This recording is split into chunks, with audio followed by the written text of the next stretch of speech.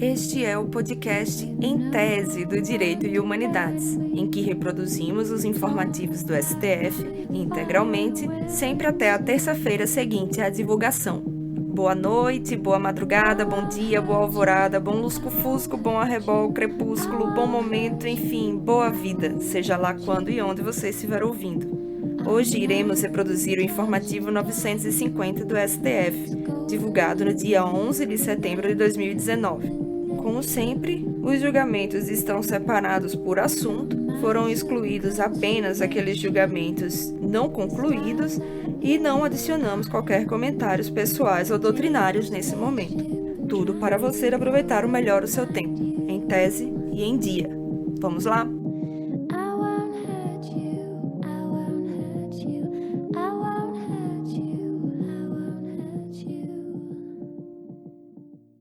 Direito Civil, plenário, repercussão geral, responsabilidade civil objetiva e acidente de trabalho.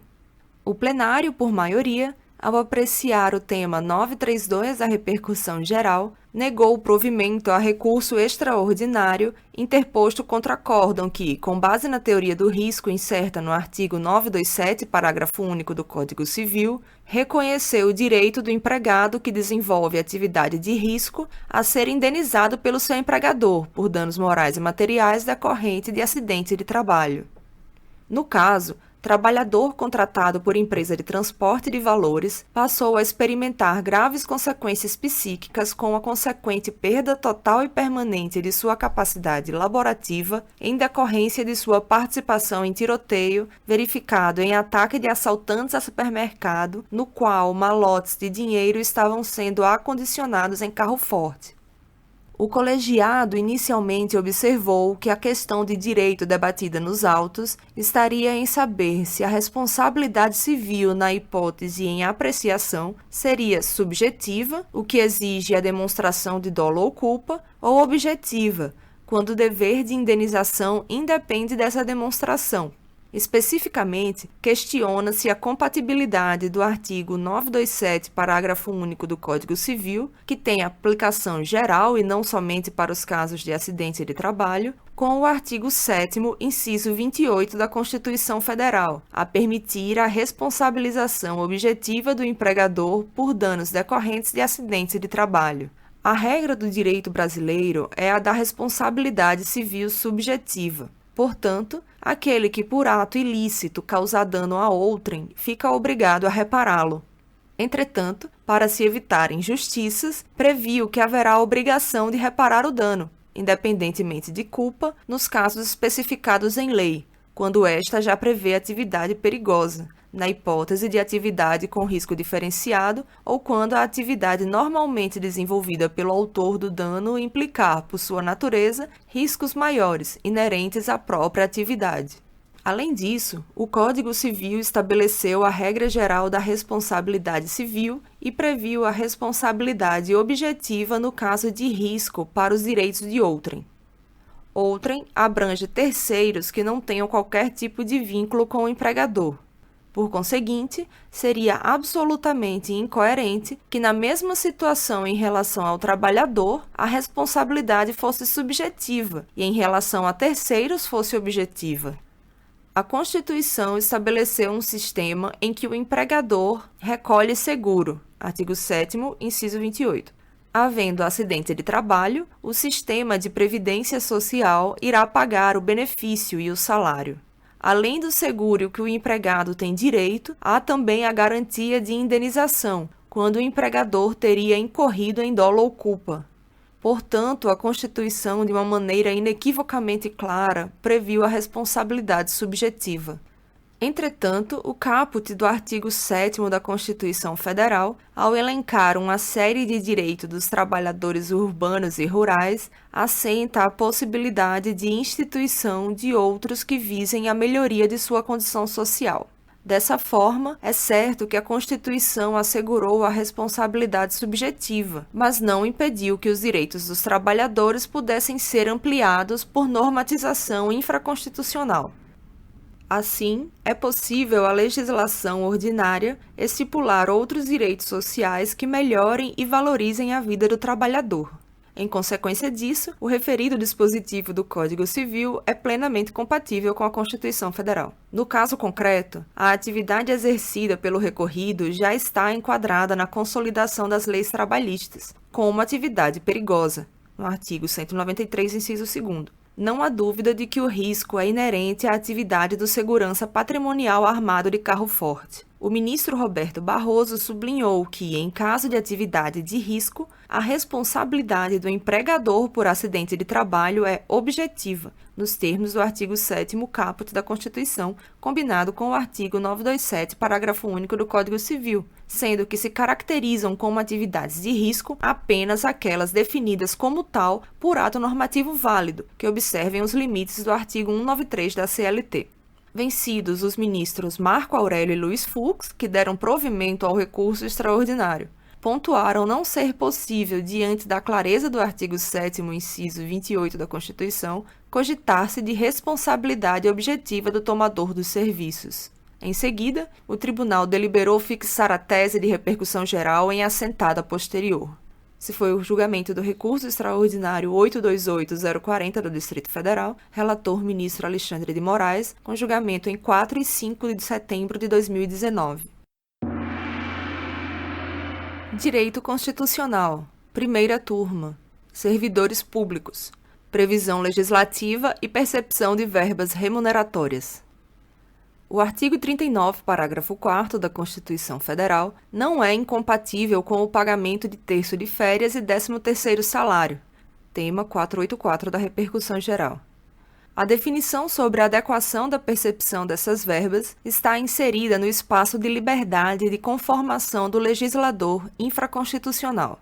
Com base nesse entendimento, a primeira turma negou provimento ao agravo regimental interposto contra a decisão que, ao julgar procedente reclamação, cassou o acórdão que assegurou a ex-vereador o recebimento de indenização por férias não gozadas, acrescidas do terço constitucional e 13º salário. O ministro Roberto Barroso, relator, esclareceu que, em sede de repercussão geral, a Corte concluiu pela possibilidade de pagamento de terço de férias e 13º salário a vereadores e a parlamentares em geral, mas desde que a percepção de tais verbas esteja prevista em lei municipal, o que não ocorre no caso concreto.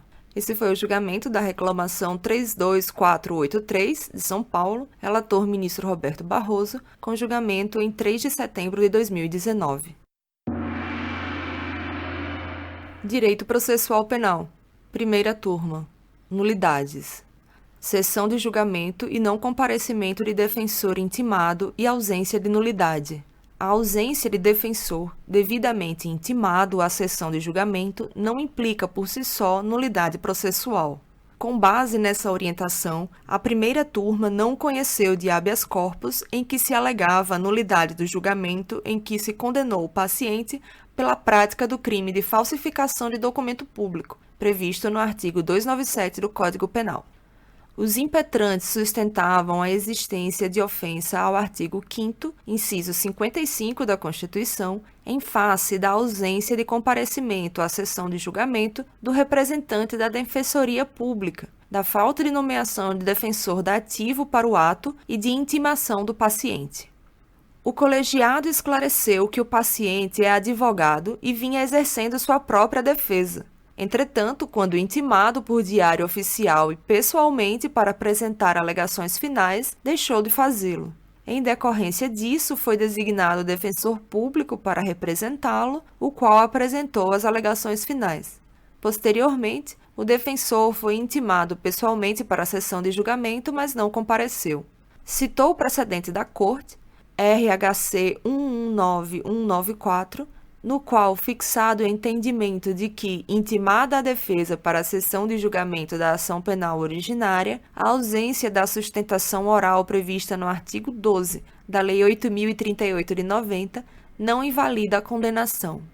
Reputou, ademais, prejudicada a questão concernente ao direito do paciente de não ter a pena executada antes de esgotada a jurisdição ordinária, haja vista a pendência de embargos de declaração perante o Tribunal de Justiça. A providência a esse respeito já havia sido tomada pelo Superior Tribunal de Justiça. Vencido o ministro Marco Aurélio, relator, que deferiu a ordem para afastar a execução provisória do título condenatório formalizado, asseverou que o pedido formulado na inicial do habeas corpus é no sentido de se aguardar o trânsito em julgado e não apenas o esgotamento da jurisdição ordinária. Esse foi o julgamento do habeas corpus 165534 do Rio de Janeiro, relator original ministro Marco Aurélio, redação para o acordo do ministro Roberto Barroso, julgado em 3 de setembro de 2019. Direito processual penal. Segunda turma. Atos processuais. Interrogatório de corréus, ausência de defesa técnica e acusado delator. Em conclusão de julgamento, a segunda turma deu parcial provimento à ação originária, em que apreciados recursos de apelação interpostos de sentença que condenou vários réus pela prática de delitos de inexigência indevida de licitação, falsificação de documento público e ou peculato. Na ocasião em que proferido o édito condenatório, o magistrado declarou extinta a punibilidade, pelo perdão judicial, do acusado colaborador. Lei 9.807 de 99, artigo 13, combinado com o Código Penal, artigo 107, inciso 9. As condutas ilícitas a eles atribuídas relacionam-se: 1. A aquisição, sem licitação, de livros de educação para o trânsito por Detran estadual com inexigência atestada fora das hipóteses legais, preço superfaturado e sem o fornecimento da quantidade integral de exemplares acordada. 2. A falsificação de assinatura aposta sobre o carimbo da empresa contratada em cheque emitido para o pagamento da fatura correspondente. Os autos vieram ao Supremo Tribunal Federal em decorrência do impedimento suspeição de mais da metade da composição do Tribunal de Justiça. Constituição Federal, artigo 102, inciso 1º, alínea N. O colegiado, por maioria, rejeitou o preliminar de nulidade, consubstanciada na ausência de defesa técnica de acusados durante o interrogatório de alguns corréus, entre os quais o delator a quem concedido o perdão judicial. Observou que os atos combatidos ocorreram antes do advento da lei de colaboração premiada. Registrou que as oitivas questionadas eram de réus e não de testemunhas. Os advogados dos recorrentes foram comunicados previamente sobre a data e o horário dos interrogatórios. Ainda que regularmente intimados, não compareceram. Nesse sentido, o artigo 565 do Código de Processo Penal estabelece que nenhuma das partes poderá arguir nulidade a que haja dado causa, ou para que tenha concorrido, ou referente à formalidade cuja observância só a parte contrária interesse. O estudo dos autos deixou patente a combatividade dos advogados dos recorrentes no processo. Inúmeras teses e nulidades foram alegadas e diversos requerimentos apresentados, com participação ativa em várias audiências. Ademais, o interrogatório de todos os acusados, inclusive dos apelantes que arguíram a nulidade, foram realizados no mesmo dia e pelo mesmo juiz. E os patronos atuaram no interrogatório de seus clientes e compareceram a outras oitivas. Diante disso, a turma concluiu que os advogados dos recorrentes não participaram dos interrogatórios porque entenderam ser a ausência estratégia adequada no momento. Contudo, a estratégia de defesa não pode ser algo que torne inefetiva a prestação jurisdicional e, portanto, não pode constituir nulidade. Sublinhou que, em um dos casos, a nulidade foi suscitada em questão de ordem pelo causídico 9 anos depois das audiências, quando os autos já estavam no Tribunal de Justiça. Além disso, o interrogatório de corréu é ato do juiz, que propicia à defesa dos demais denunciados mera faculdade de participação. A imprescindibilidade da presença de defesa técnica ocorre durante o interrogatório do réu por ela representado, não quanto aos demais. No tocante aos corréus, a obrigatoriedade de intimação da data de interrogatório, a permitir o comparecimento do advogado, o que comprovado na espécie. Ao final, o colegiado assinalou que a sentença não se alicerça apenas em indícios e que subsistem outros elementos capazes de manter sua rigidez. O ministro Edson Fachin enfatizou que, na situação em apreço, foram exercitados o contraditório e as garantias constitucionais. A todos foi permitido enfrentar as imputações e infirmar as declarações de corréu antes da própria sentença condenatória no trâmite processual. Vencidos, em parte, os ministros Ricardo Lewandowski e Gilmar Mendes. No tocante às preliminares, o ministro Ricardo Lewandowski acolheu questão de ordem inicialmente formulada no Tribunal de Justiça e decretou a nulidade do interrogatório do delator para que seja feito em relação a um dos recorrentes.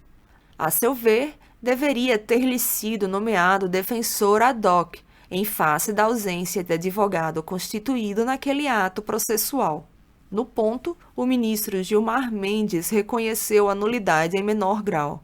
Assentou a imprestabilidade do interrogatório do colaborador no que diz respeito ao mesmo acusado. Todavia, manteve a condenação com base em outras provas autônomas e independentes. CPP, artigos 563 e 566. Esse foi o julgamento da ação originária 2093 do Rio Grande do Norte, relatoria da ministra Carmen Lúcia, com julgamento em 3 de nove de 2019. Direito Processual Penal, segunda turma. Execução da pena privativa de liberdade antes do trânsito em julgado.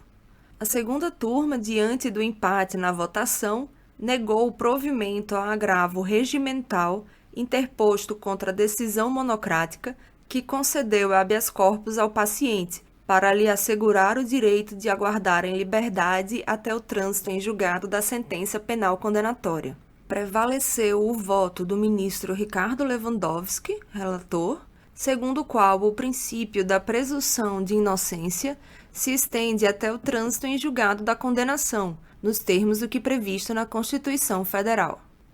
O relator registrou uma particularidade do caso concreto, o fato de o Ministério Público não ter apelado do trecho da sentença que garantiu ao réu o direito de recorrer em liberdade. Portanto, quanto a esse ponto, houve trânsito em julgado. Vencidos os ministros Edson Fachin e Carmen Lúcia, que deram provimento ao agravo para denegar o writ.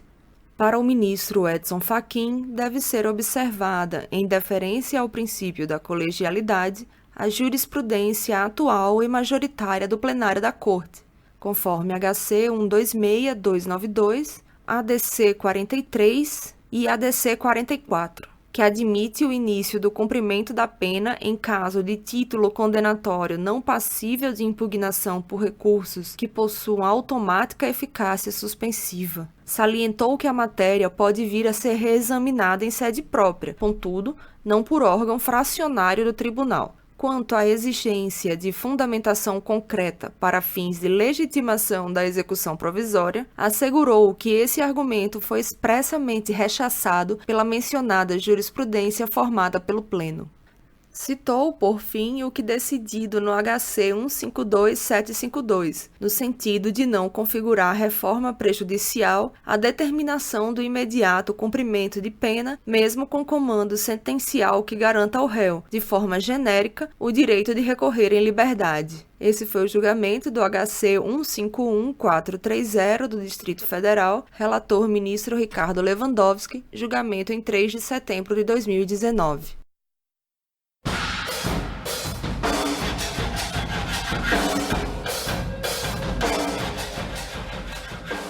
Por hora é isso. Até o próximo informativo. Boa semana a todos e bons estudos.